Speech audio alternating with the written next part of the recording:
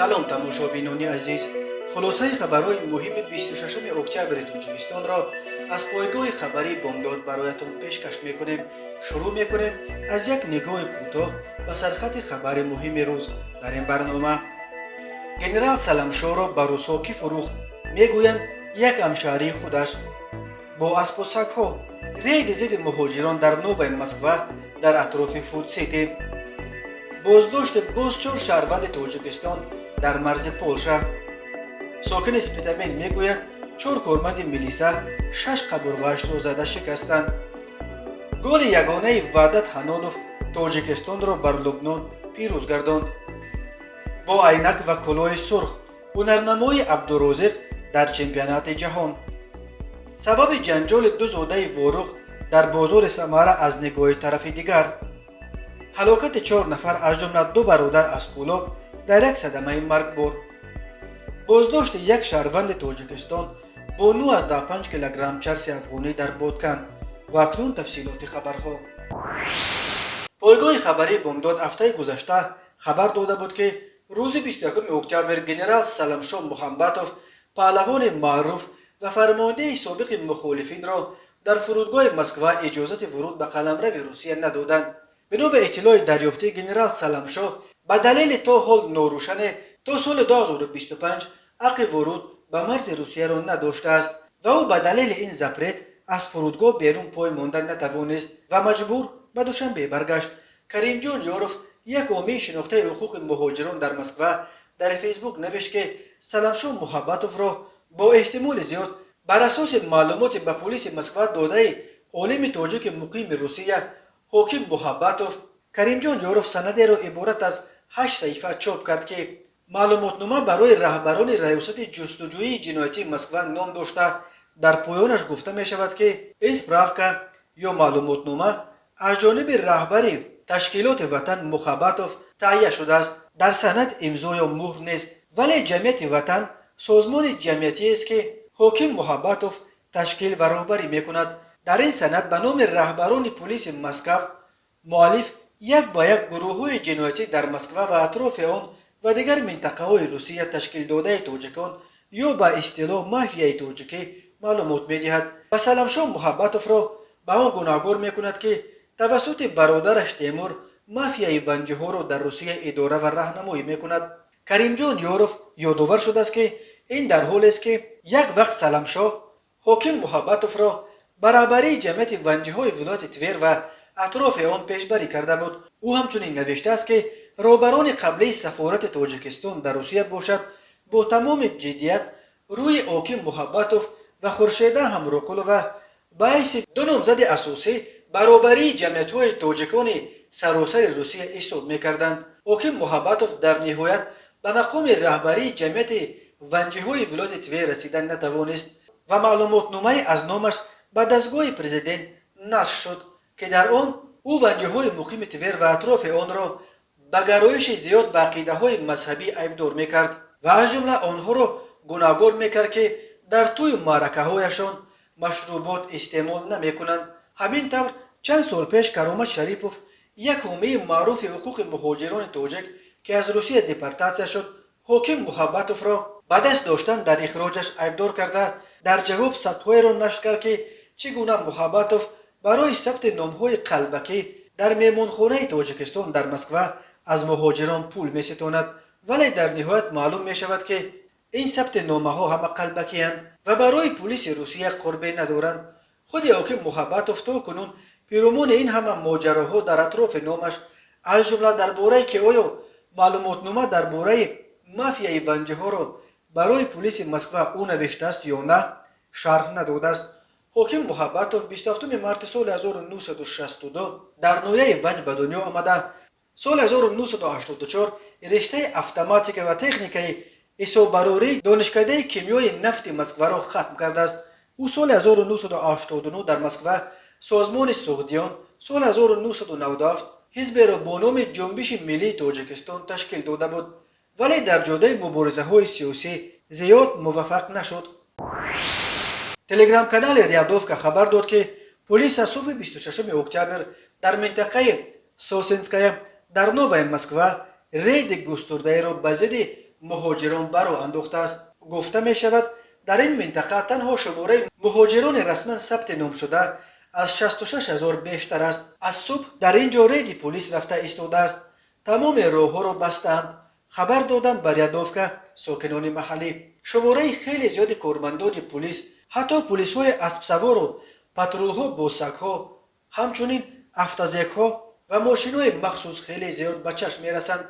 ماشین ها را هم مند کرده سندها را تفتیش می کنند. به گفته ساکنان کارمندان پلیس اساساً اسناد مهاجران را هنگام برآمدن از ایستگاه متروی پروکشنا و در چهارراهی طرف مجتمع استقامتی اسپانسکی کوارتالی که در بین مترو و مرکز سودای عمده و چکنه فودسیتی جایگیر شده است تفتیش میکنند. ساکنان میگویند در کوچه های دهه سوسینسکای پترول های پلیس با سگها میگردند و ساکنان حتی پلیس های اسب سوار را هم مشاهده کردند. نشریه این را استثنا میکند که این رید میتواند به خبر یک روز قبل نشر شده در شبکه‌های اجتماعی درباره تشکیل اتریادهای خوددفاع در سوسینسکای ربط داده شده باشد.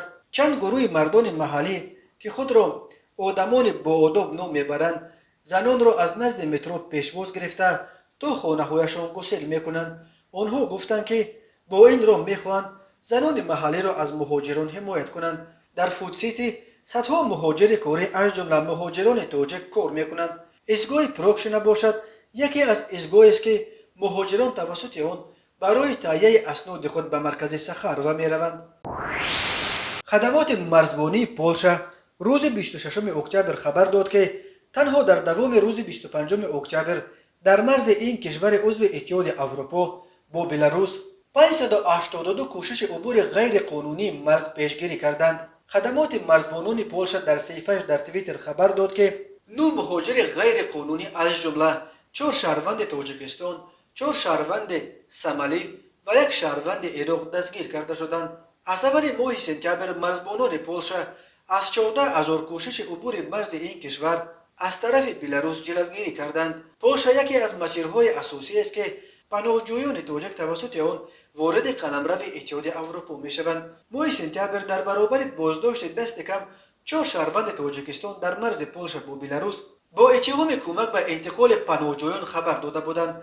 مقامات لهستان هشدار دادند که خارجیان برای کمک به انتقال مهاجران غیر قانونی دستگیر شده را به کشورهای زادگاهشان اخراج خواهند کرد. پولشا و لیتوا دو کشور عضو اتحاد اروپا و منطقه شنگن یک مسیر عمده انتقال مهاجران و پناهجویان از شوروی سابق به شمار می‌روند. پناهجویان تاجیک نیز اساساً از طریق پولشا و لیتوا وارد اتحاد اروپا می‌شوند.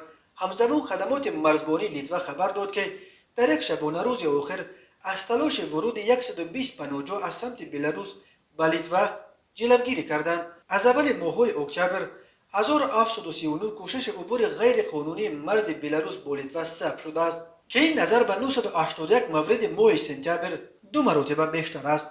مقامات پولشا و لیتوا مقامات بلاروس را به تشکیل هدفمندانه موج فزاینده مهاجران و پناهجویان به اروپا ابدار میکنند. بعد نشر ویدیوی جنجال دو تاجر تاجیک در بازار سمارا که در آن نظر تفسیرالدین تختمیشوف یک طرف آن ماجرا ثبت شده بود، میروش قادروف طرف دیگر این ماجرا نیز به اداره پایگاه خبری بامداد در تماس شده و گفت اصل حادثه نه به گونه‌ای است که تفسیرالدین تصویر میکند. به گفته میروش قادروف تفسیرالدین تختمیشوف پیش از آن که مستقلانه تجارت خود را براماند 2 سال در مغازه او باعث فروشنده کار میکرد. او نسخه های 2 زبانخط در ورقهای دفتر و بلکنوت نوشته تفسیرالدین تختمیشوف را و یک ویدیوی رزبورشان با او را در حضور پسر عمکش در اختیار بامداد گذاشت. در یکی از این زبانخطها از 23 ایول سال 2018 تختمیشوف وعده میدهد که 55,000 روبل را تا 25 سپتامبر سال 2018 آورده میدهد. در زبانخط دیگر که یگان تاریخ و روز ندارد او می نویسد که 550,000 روبل قرضدار است و من اومده کار کرده میتیم. تفسیرالدین تختمیشوف یک صاحبکار تاجیک که در یک بازار شهر سمار دکان فروش میوه و سبزیجات و خشک میوه دارد اخیراً با نشر 2 ویدیو خبر داد که روز 19 اکتبر یک صاحبکار دیگر هموطنش قادروف میروج که دکانهایشان در بازار سمار در پهلوی یکدیگر جایگیر شدند به مغازه او آمده طلب کردند که مغازه‌اش را ببندد و به سودای آنها خلل نرساند. تفسیرالدین تختمیشوف میگوید من رد کردم و آنها به من حمله آورده مرا لطوکوب کردند و بارهای مغازه مرا به زمین چپه کردند. در همین وقت پدرم به مغازه وارد شدند و خواستند که مرا از چنگال آنها خلاص کنند، ولی آنها پدر مرا هم چنان سخت لطوکوب کردند که حالا در بیمارستان مرکزی شهر سمر بستری‌اند. متاسفانه چنین حالت‌های رقابت‌های ناسالم بین تاجران تاجیک در بازارهای روسیه بخصوص وقتی که آنها مال‌های یک خیله را سودا می‌کنند خیلی زیاد است. تماشابینان عزیز، یادآور می‌شویم خلاصه مهمترین اخبار تاجیکستان را از پایگاه خبری بامداد تماشا دارید. برنامه را ادامه می‌دهیم. غلامجان زایروف سال تولدش 1981 ساکن ناحیه سپیتامین میگوید او را 4 کارمند میلیسه این ناحیه لطوکوب کرده 6 قبرغه‌اش را زده شکستند، ولی اکسپرت نوشته است که او گویا خودش افتیده باشد. و بالای این وقتی که طبیبان در بیمارخانه به وی داروی خوب خورانده بودند، کارمندان مقامات در آمده در خوابش امضای او را گرفتند که گویا وی با خلاصه اکسپرتیز راضی است، دعوا ندارد. بنا به نقل غلامجان زایروف او روز 16 اکتبر با یک رفیقش واخورده کمتر نوشیده است. در همین حالت شریک وی به مغازه در آمده آنها یک زن همسایه‌اش را که زن کلانسال است میبینند و او را به آغوش کشیده بلند میبردارد. این حالت را یک کارمند میلیسه که تصادفاً همان لحظه در آن مغازه بوده است دیده برای چه خاله را آغوش کرده برداشته گویان غلامجان را از مغازه میبرارد و بردنی میشود. زایروف میگوید که آن زن همسایه برآمده خواهش میکند که به غلامجان نرسد چون که همسایه‌اش است، ولی این سخنها کار نمیکنند و آن مرد غلامجان را به ماشین بار کرده به میلیسه خانه میبرد. او در میلیسه خانه به همکارانش تاکید میکند که نزنید این را که کیف دارد، ولی 4 کارمند میلیسه او را با پایهایش لطوکوب میکنند. غلامجان میگوید تنها یکی از آن میلیسه ها را شناخت که ناظر منطقوی است و بختیار نام دارد. غلامجان را میلیسه ها چنان زدند که او از جایش خیستن نتوانست. میلیسه نوبتدار سپس او را به یک اتاق کاری درآورده میگوید کمتر خواب رفت، به خود که آمدی دختر رفت. غلامجان زایروف تنها سحر 17 اکتبر توانست یک علاج کرده از میلیسه خانه برآید و به خانه اش رود. همان روز عموما از جایش خیستن نتوانست. 18 اکتبر او به بیمارخانه آمده رنگین کرد و معلوم شد که 6 قبرغه‌اش را زده شکستند و مغز سرش هم جنبیده است. طبیبان زایروف را در بیمارخانه بستری کرده به میلیسه خبر میدهند. زایروف به کارمندان میلیسه اعتراف میکند که او را در میلیسه خانه 4 کارمند میلیسه زدند. روز 22 اکتبر زایروف به اکسپرتیزه میرود، ولی اکسپرت شهرت خوشمرادوف در خلاصه‌اش نوشته است که او گویا خودش افتاده 6 قبرغه‌اش را شکسته است. دوام قصه باز هم جالبتر است. زایروف را دکتران اوکال خوب کرده بودند. میلیسه ها باشد بعد نرکوز گرفتنش در زیر سندها امضایش را گرفتند. زایروف میگوید حتی نمیداند که زیر چه امضا ماند. مسابقه انتخابی جام آسیا 2022 میان فوتبال بازان تا 23 ساله در گروه ب آغاز یافت.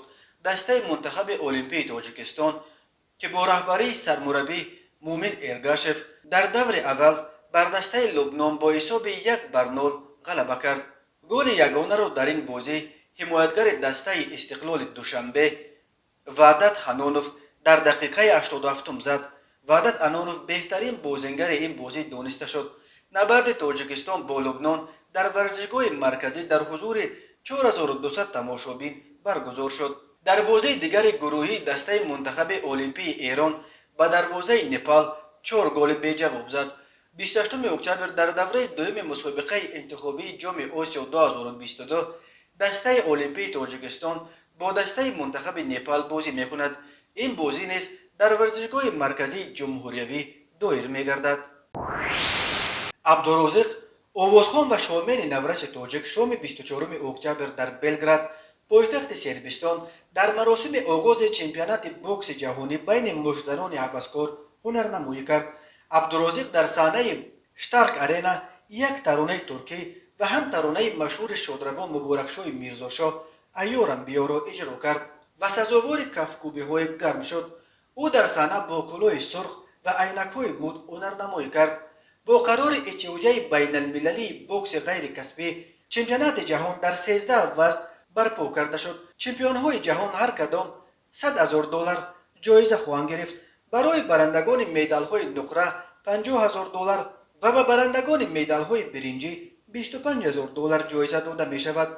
در عموم برای جایزه های چمپیونات جهان $2,600,000 جدا کرده شده است. عبدالرازق یک آوازخوان جوان زاده پنجکین است که 17 سال و همگی 1 متر قد و 17 کیلو وزن دارد. او با سرودخوانیش در بازار پنجکین نام برآورد و 2 سال پیش رپسرای شناخته بران عبدالرازق را به دوشنبه آورده ترانه‌هایش را توسط استودیو و کانال اولاد میدیا ثبت و نشر کرد. حالا ترانه‌های عبدالرازق در یوتیوب هر کدام چندین میلیون تماشابین جمع می‌آورند. شهرت این آوازخوان نورس تاجک 2 ماه پیش در پی اعلان جنگش با بلاگر نیز خورجوسه از داغستان خسبالله به بیرون از تاجیکستان را یافت. آن جنگ در نهایت دایر نشد، ولی آوازه عبدالرازق چنان عالم شمول شد که او را اکنون به جشن و تنتنه‌های بین المللی دعوت می‌کنند. ماه آگوست مقامات امارات متحده عرب به عبدالرازق ویزای طلایی تقدیم کردند. او با این ویزا می‌تواند 10 سال در حدود امارات از جمله در دبی و ابوظبی بدون ویزا کار و اقامت کند. عبدالرازق میگوید اولین نفر از تاجیکستان است که مقامات امارات چنین ویزا تقدیم کردند. حالا عبدالرازق در اینستاگرام 1.5 میلیون پیرو دارد و ترانه‌هایش در اینترنت چند میلیون تماشابین جمع می‌آورند. ریاست ایالت‌های فوق‌العاده ولایت قتلان از یک صدمه مدهش در راه باختر دنقره خبر داد. این حادثه روز 25 اکتبر ساعت 16:46 در کیلومتر 44 این راه رخ داده است.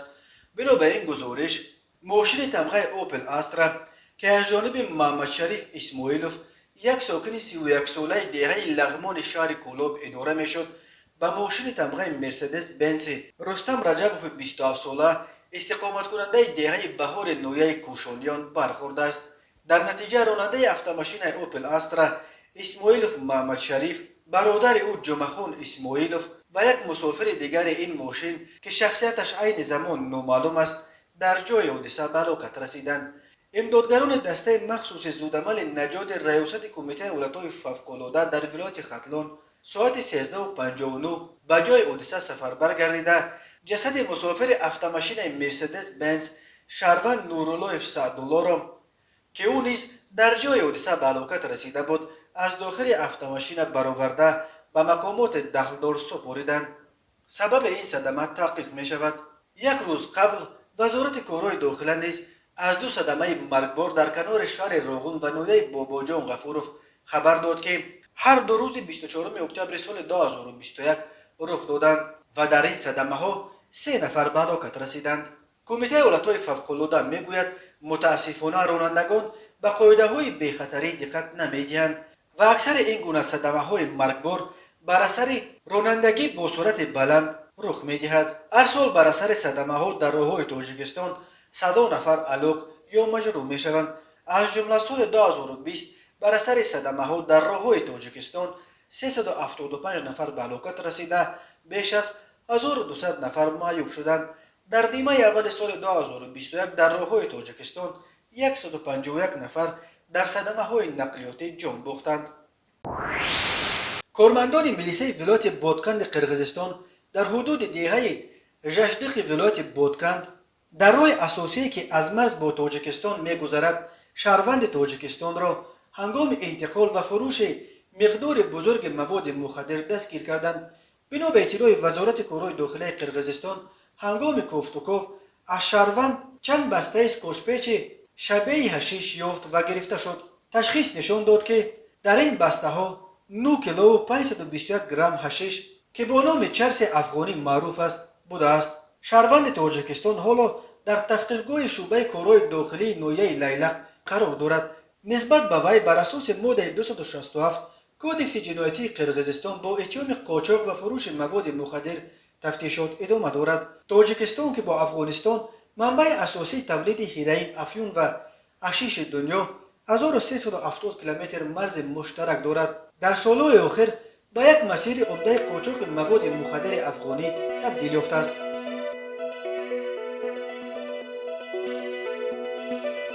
тамошобинони азизу гиромӣ, ин буд муруре ба хулосаи чанд хабари муҳими имрӯзи Тоҷикистон.